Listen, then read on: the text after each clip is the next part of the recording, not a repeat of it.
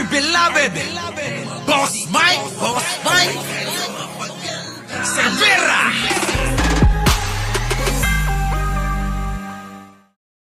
Magandang umaga, magandang hapon at magandang gabi sa dako ng mundo. Naroon kayo. Siyempre, magandang buhay na rin para sa ating lahat. So, eto na mga kababayan. Saan ba yun? Dito. Naku po, eto na, nauna na agad. Eto mga kababayan, eto kasi nakita ko lang to sa isang post sa FB. Ang sabi dito, mga kababayan, kaya pala hindi mailabas, litrato ng PDEA leaks, si Basti Duterte pala ang laman. Eto litrato lang ito kaya lang mga kababayan, ako personal kong opinyon. Personal ko to Oo, alam niyo naman ako doon lang tayo sa tama. Kasi parang ano to para sa akin edited ito Alam niyo mga kababayan, okay lang bumatikos, okay lang nga bumanat, 'di ba? Tayong mga magkakasama, okay lang 'yun. Pero kailangan naman sana sikapin ninyo na hindi tayo gagawa ng mga ganitong, mga estilo ng para makatira lang. Kaya tayo 'di ba?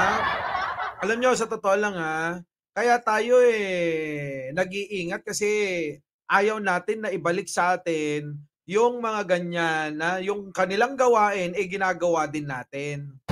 'Di ba? Oh, yung gawain na nila na paninira kay Pangulong Bongbong Marcos, kung ganun din ang gagawin natin, wala na tayong pagkakaiba sa kanila. 'Di ba? Opo iwasan po natin yung gumawa ng mga ganitong, pantira. Oo, hindi ho yan nakakasira. Oo, mga kababayan, yung mga ganyang tira ay hindi yan makakasira sa kanila. Kung hindi, dagdag points yan sa kanila mga boss. Dagdag points yan sa kanila. 'Di ba? Pansinin ninyo, yung ginagawa ni Maharlika puro peke, 'di ba? Puro peke, peke, peke. Pekeng balita, pekeng mga akusasyon, pekeng paninira, pekeng kwento. Tingnan niyo nangyari sa kanila. Sila ang nasira. Kaya kung ibabalik natin ng ganito rin, mga kababayan, sana huwag kayong magalit sa akin, Huwag kayong magalit sa mga gumawa man nito, ng page na 'to. Sana huwag niyong gawin ito. Yun lang naman yung pakiusap natin. Huwag natin sayangin yung nasa maayos na linya na pakikipaglaban. 'Di ba? Oo. Do'n tayo sa tama lang. Sa tama lang tayo mga kababayan. Huwag yung yan na sasabihin na naman ng iba. O naniwala ka diyan, tignan mo naman, halatang-halata naman. 'Di ba? Do'n lang tayo sa tama mga boss. Huwag na tayong huwag na tayong gumaya sa kanila. Kung ganyan ang laban nila, laban nila 'yan. 'Di ba? Ulitin ko, huwag po tayong gagawa. Huwag po nating gagayahin yung ginagawa nila. 'Di ba? Sana naintindihan niyo ako, huwag po kayong magagalit sa akin, Sige, ito na, pasok. Dahil sa galit sa Kongreso sa pagtatanggal sa kanyang Confidential Intelligence Fund. Ito, pansinin niyo, ito may tama ito. Opo, may tama ito. Pasok. Ulit, mga kababayan, makinig.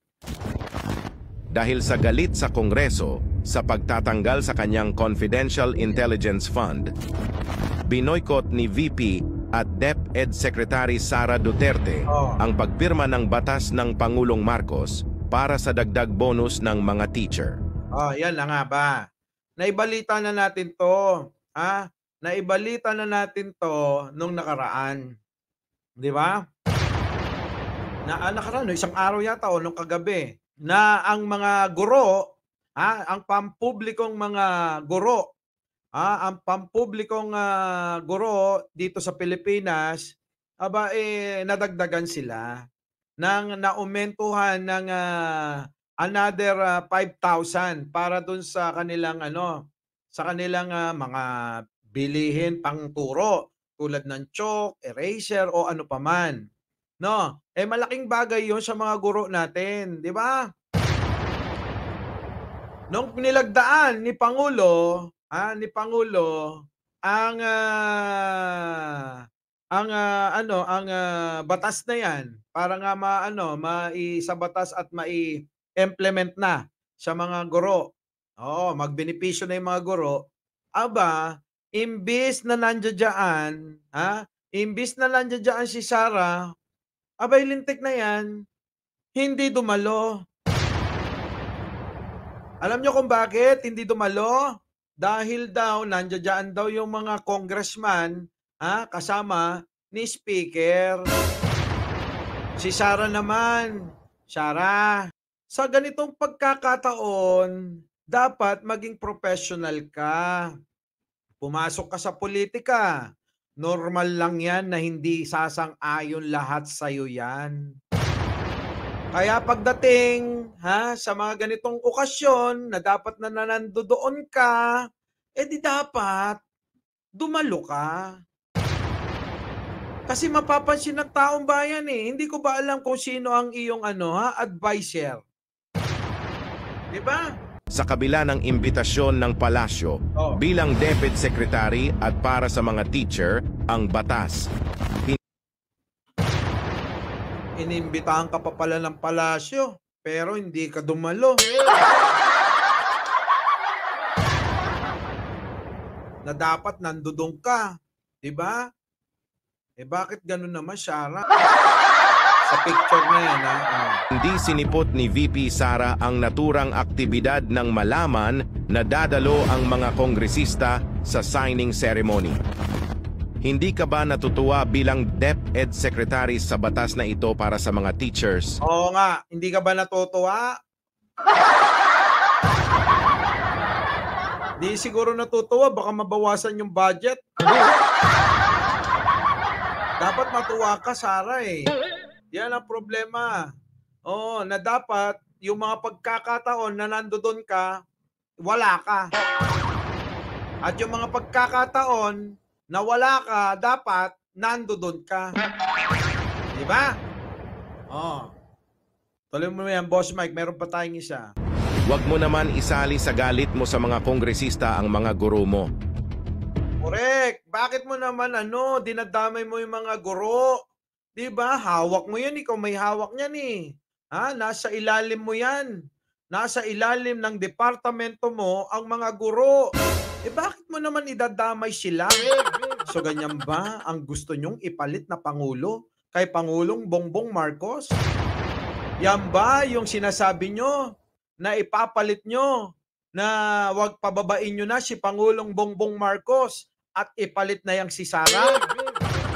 Diba? Isa pa, andali lang.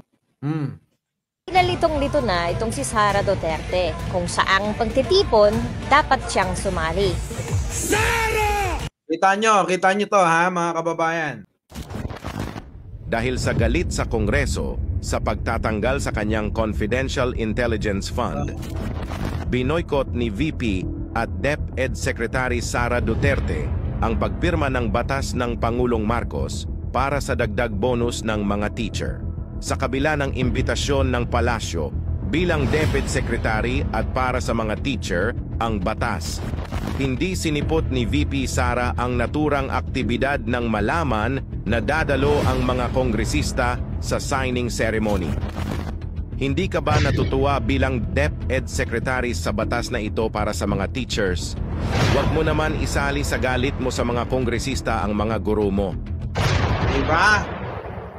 Ulitin ko. Yung sinabi ko kanina. Sa panahon na dapat ang VP Sara at DepEd Secretary ay dumadalo sa ganyang pagtitipon. Isinasantabi muna yung personal na agenda, pampolitika.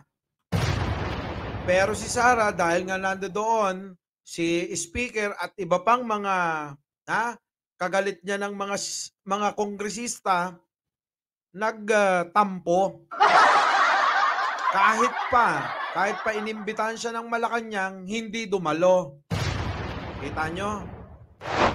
Pansin nyo ba? sa kabila ng kanilang mga kababuyan, laban kay Pangulong Bongbong Marcos, sa kabila ng kung ano-anong mga pambabatikos, pambibintang, pag-aakusa, natahimik lang ang Pangulo. Tinutuloy-tuloy niya lang ang kanyang mandato na pagsilbihan ang bansa at pagsilbihan ang mamamayan. Diba? So dapat ganon bilang leader at bilang pangalawang leader ng bansa, dapat salaminin ka ng taong bayan. At hindi lang ng taong bayan, kundi yung mga kabataan na tinuturuan mo sa ilalim ng departamento mo. Gets nyo? Pero sa mga pagkakataon na dapat nawala ka, ay nandoon ka. Itong si Sara Duterte, kung saang pagtitipon, dapat siyang sumali. Sara Duterte! Kung matatandaan noong January, nagmula siya sa bagong Pilipinas kick-off sa Luneta bago lumipad patungong Davao para naman sa Duterte prayer rally. Pero Sara, di ba't ikay membro ng gabinete at pangalawang pinakamataas na opisyal ng gobyerno? Yun yung sinasabi ko, Sara. Kamakailan, dumalo rin si VP Sara sa isang linggong prayer rally ng kulto ni Pastor Kuno Apollo Kibuloy. Isa pa yan. Yaang prayer rally ng kulto daw. Pero mo siyang panahon na dapat, sa pagkakataon na dapat wala siya, nandoon siya. Diyos ko po, Sara. Yan ang sinasabi ko sa'yo, kaya nako, malayong malayo na manalo ka pa. Sang Bonifacio sa Maynila. Pagpatatasik sa mga nasa posisyon. Sa tinaguriang laban kasama ang bayan, tinuligsa ng kultong Kibuloy ang umano'y katiwalian sa gobyerno. Tama kayong linisin din ang Malacanang. Pagtulak sa term extension at pagpapababa sa pwesto ni President Bongbong Marcos. Kita mo? Sa pagpapababa, sa mga pagkakataon na pagtutuligsa sa iyong presidente, sa Pangulo, abay nandoon ka. Eh di lalabas niya, napaka-ipokrito mo talaga. Diba? Tama na! Wala namang masama sa paghayag nila ng mga hinaing. It's a free country, ika nga. Pero para daluhan ang pagtitipon ng isang vice-presidente, Kung may hiya ka sa sarili mo, bumaba ka. baka nakakalimutan mo na, Sara, na pinamunuan mo ang isa sa pinakaimportanteng departamento ng gobyerno na responsable sa taghulma ng kinabukasan ng ating kabataan. Correct! Yun yung sinasabi ko. Biruin mo, ikaw ay kasama sa departamento, sa gabinete at departamento ng DepEd na humuhulma sa tamang pag-uugali ng mga pasibol na kabataan. Hayaan mo na yung mga matatanda. Pero yung mga dapat na, yung mga susunod na henerasyon, dapat na maturuan mo sa pangunguna mo. Ano mo? Diba, Rocket? Oo. Sa pangunguna mo, dapat nahubugin ang mga kabataan natin sa tamang pag-uugali, tamang pag-aasal, at tamang gawi bilang maging leader. Abay, ikaw pa yung nagpapakita sa kanila ng hindi maganda at hindi dapat tularan. Diba? Oh. Kasalukuyang caretaker at Tapos makikita ka sa rally ng isang kulto kasama ang mga kampon ng kadiliman na may kasong child abuse, rape, illegal possession of firearms, money laundering, at iba pa. At iba pa, Sara! GMRC! Hindi ka ba nahiya? Ang kapal ng mukha mo, Sara, pagkaganyan. Biruin mo ang sinasamahan mo. Samot-saring may mga kinakaharap na mga karumal-dumal na kaso. Diba? Manners and right conduct lang yan, ma'am.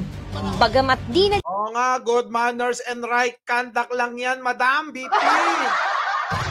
Di ka na naiya, oh. Binabanatan ka ng kapwa mo babae. Grabe si Sara, no? Ang lupit mo, Sara. Responsable sa taghulma ng kinabukasan. Bumaba ka, Baka nakakalimutan mo na, Sara, na pinamunuan mo ang isa sa pinakaimportanteng departamento ng gobyerno na responsable sa taghulma ng kinabukasan ng ating kabataan. Ang kasalukuyang Ano, di ba? Napakawalang ya. Relax lang, relax. caretaker at Tapos makikita ka sa rally ng isang kulto kasama ang mga kampon ng kadiliman na may kasong child abuse, rape, illegal possession of firearms, money laundering, at iba At iba pa. Kita nyo, child molester, rapist, gun runner, money launderer. Nako, Diyos ko po. Rapist. Oo. Paano kaya nagagawa ni Sara nang umiti sa harap ni Pangulong Bongbong Marcos?